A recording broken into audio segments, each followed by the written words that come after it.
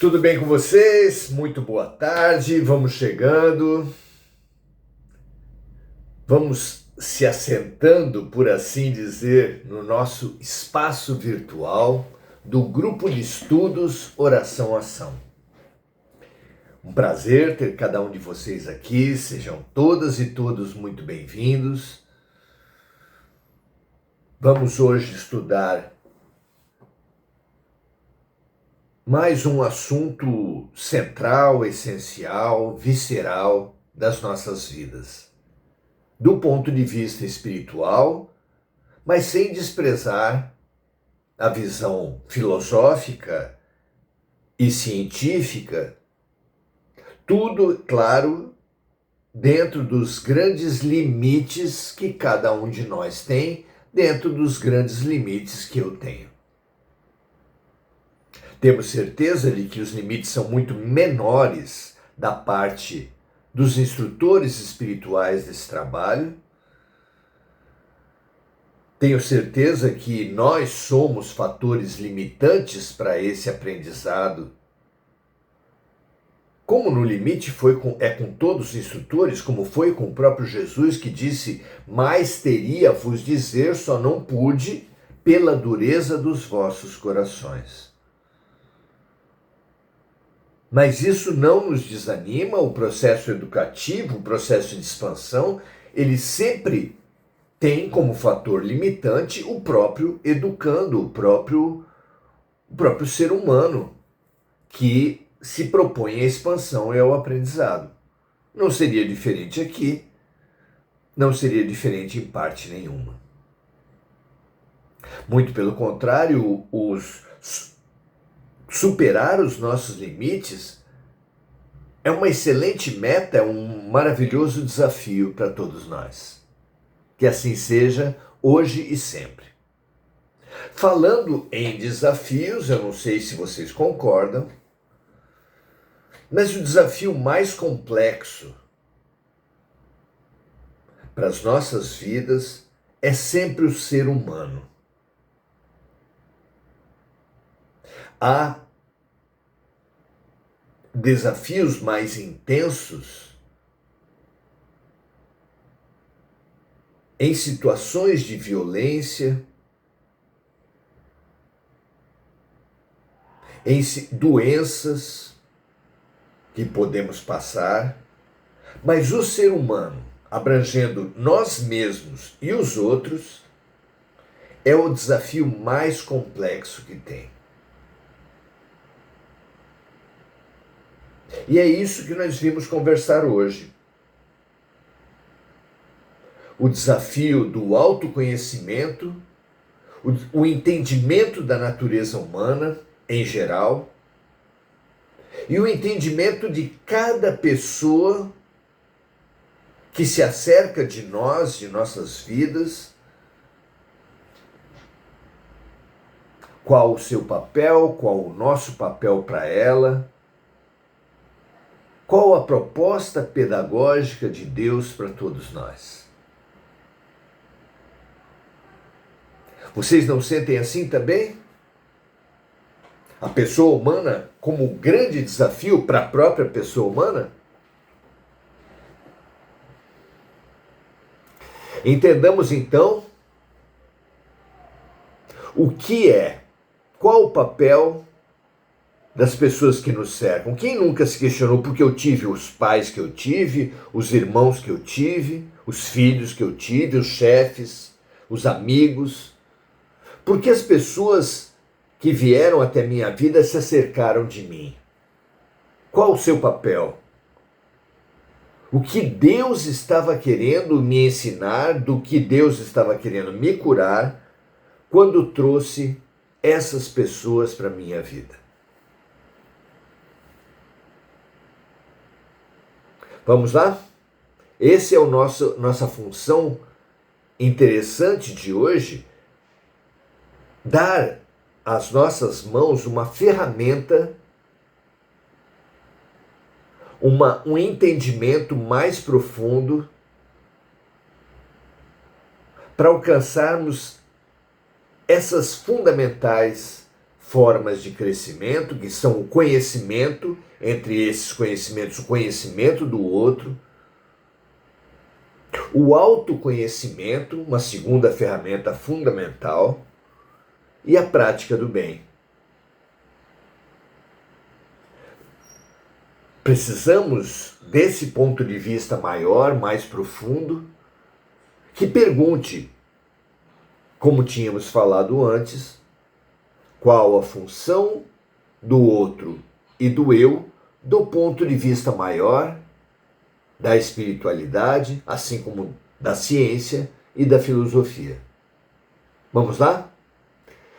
Temos usado nesse papel de estudar a vida, de estudar a nós mesmos, de fazer o bem, o Evangelho de João.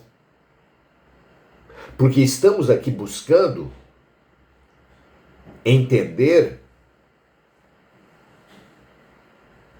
a proposta de amor de Jesus. Jesus nos apresenta como um mandamento maior um amor de três faces. Um amor que é três, mas que é um ao mesmo tempo. Disse Jesus que o sentido da vida, que o propósito mais profundo de toda criatura é amar a Deus sobre todas as coisas e amar o próximo como a nós mesmos. Três amores. Interligados, até porque ele disse que amar o próximo como a si mesmo é semelhante a amar a Deus sobre todas as coisas. Temos discutido esse mandamento, esse propósito profundo da criatura ao longo de vários encontros. Estimulamos todos os amigos a percorrerem os nossos encontros anteriores aqui no Facebook ou na página do YouTube, que tem o nosso nome também. Nós realmente acreditamos que pode ser útil a vocês essa pesquisa, esse aprendizado, esse conhecimento, aqui nos nossos vídeos, como em qualquer lugar. Allan Kardec perguntou qual era o grande caminho de evolução da criatura, e a resposta foi: um sábio da antiguidade vos disse, conhece a ti mesmo. É um ponto de convergência muito grande. Estava lá no oráculo de Delfos, quando Sócrates foi pela primeira vez ao oráculo, 500 anos antes de Jesus. Siddhartha Gautama, o Buda, já propunha o autoconhecimento. Hermes Trismegisto também propunha o autoconhecimento. Como depois Jesus veio confirmar, os espíritos a Kardec e a própria ciência social, pela sociologia, antropologia, psicanálise, psicologia, história, sempre nos propõe a mesma lição, o mesmo caminho do autoconhecimento. Vamos então entender eu e o outro no projeto de Deus. Hoje, a passagem do Evangelho de João está no capítulo 5, versículos 31 e 32, que diz o seguinte: se eu testifico de mim mesmo, o meu testemunho não é verdadeiro. Mas há outro que testifica de mim, e sei que o seu testemunho, o testemunho que ele dá de mim, é verdadeiro.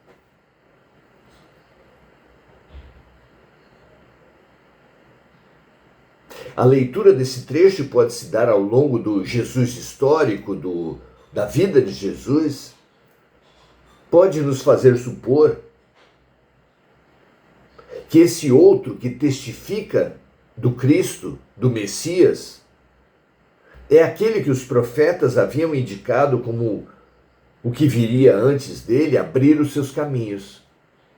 O Elias que retornaria, que em outro momento Jesus aponta ser João Batista, o Elias que retornou. Então esse que ele fala aqui que há outro que testifica de mim, e sei que o testemunho que ele dá de mim é verdadeiro, provavelmente se referia a João Batista, mas podemos fazer uma leitura existencial, uma leitura como vínhamos colocando do papel do eu, do papel do outro no projeto de Deus para nós. Nessa segunda leitura, como ficaria a compreensão do papel do eu e do outro? Nós poderíamos perceber, de acordo com todas as ciências, com a observação da vida, dos outros e de nós mesmos, que nenhum homem tem conhecimento de si mesmo. Ninguém pode dizer, eu me conheço. Quer dizer, fala-se isso como senso comum, mas não é verdade. Ninguém pode alegar, arrogar pleno conhecimento de si mesmo. Por outro lado, diferentes disciplinas, filosofias, ciências, religiões apontam o autoconhecimento como o grande caminho de expansão e de evolução do ser. O que nos coloca num paradoxo. Precisamos do autoconhecimento, mas ninguém pode dizer que saiba tudo de si, que conheça-se plenamente. Que fazer então? Precisamos do autoconhecimento, mas ninguém tem esse pleno conhecimento de si mesmo. Como evoluir então? Além de sinalizar para o autoconhecimento, as diferentes disciplinas científicas, filosóficas e religiosas, algumas citadas aqui, usam a mesma imagem para falar da grande ferramenta de autoconhecimento.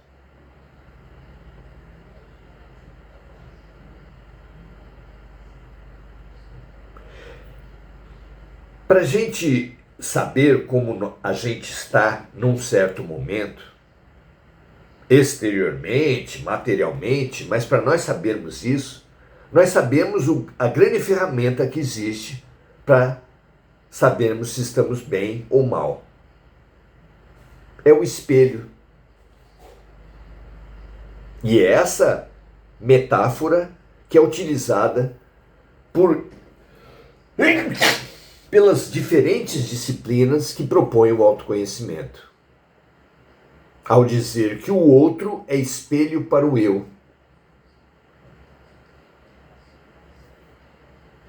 O outro é espelho para o eu. Há nessa metáfora